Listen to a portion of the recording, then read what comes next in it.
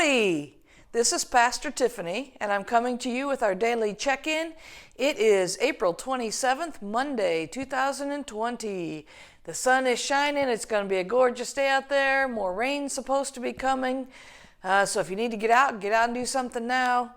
Yeah, matter of fact, you might not even watch this till it starts raining because you're out doing something. Anyway, I come to you with our check-in, and I am so glad to see you once again.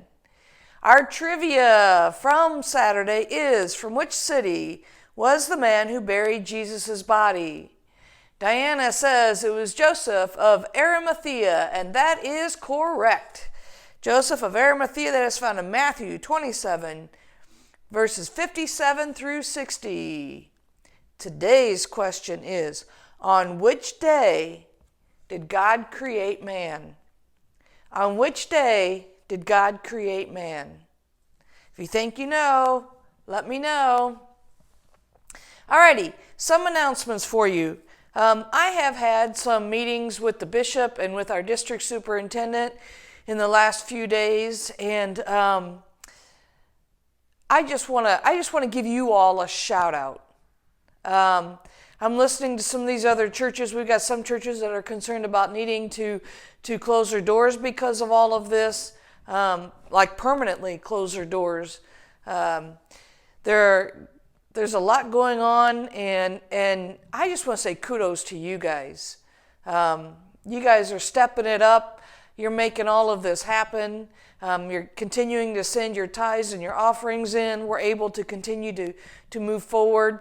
It may be a while before we are able to get back together again.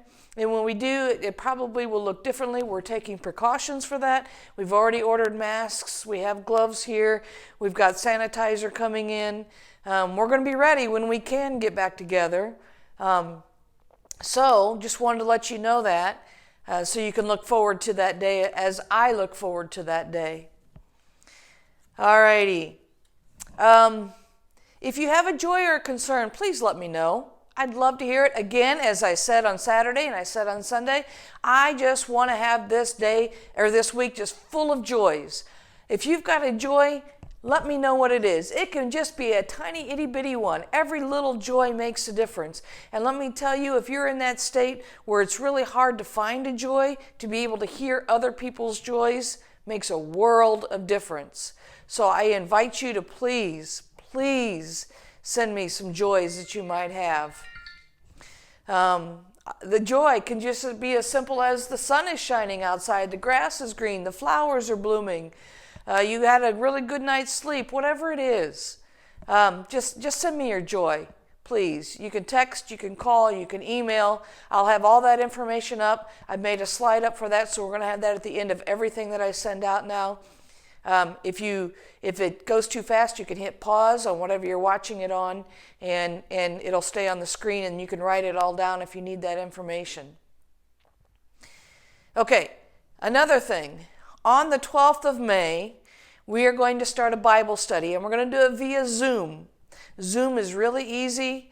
I can get you set up and get going on that. Basically, I will send you an email invitation to that. You just click on the blue invitation link there, and it'll pop right up on that day, and you'll be able to join in. We'll be able to see you. You'll be able to see us. We'll be able to talk, converse, whatever.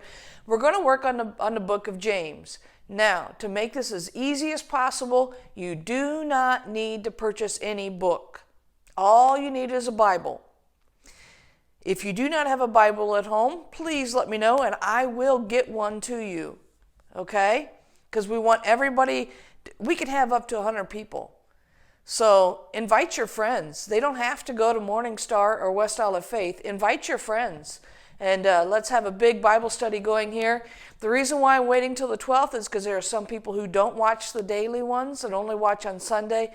I want to give them a chance to hear about it and get in and be a part of it as well. So we're putting it off for two, so they can hear it on 2 Sundays in case they would happen to miss one of those Sundays. If you know of somebody who might be interested, give them a shout out and say, hey, this is going on. Are you interested in doing it? Especially if they only watch on Sundays. Give them a heads up that this is happening.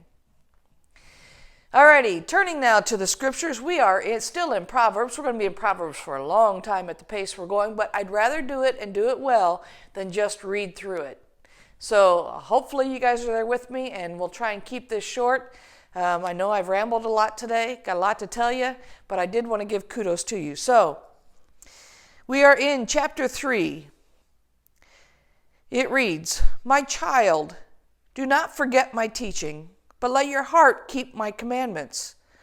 For length of days and years of life and abundant welfare they will give you. Do not let loyalty and faithfulness forsake you.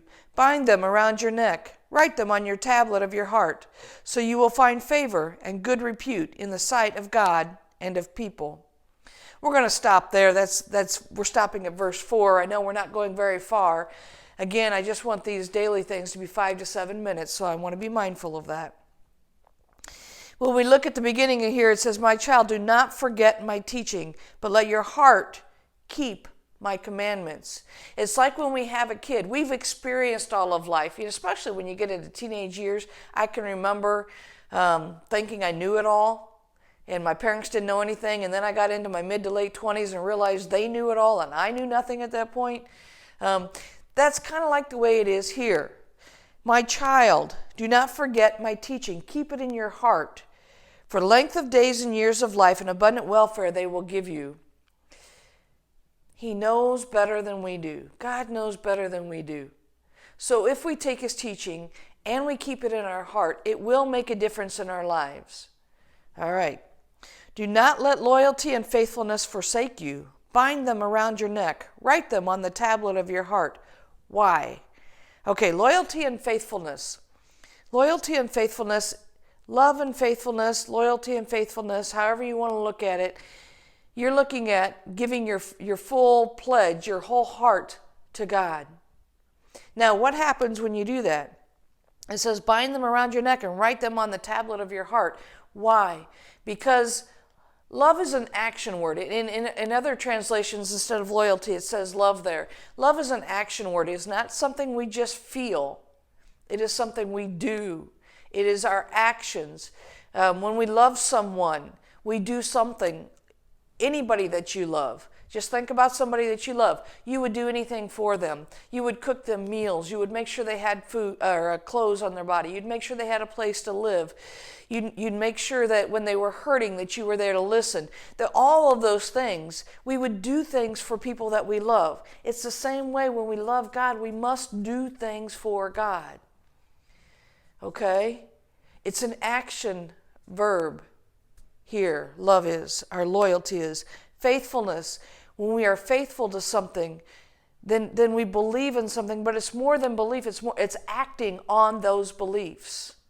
It's taking your responsibilities and living them out, doing your responsibilities.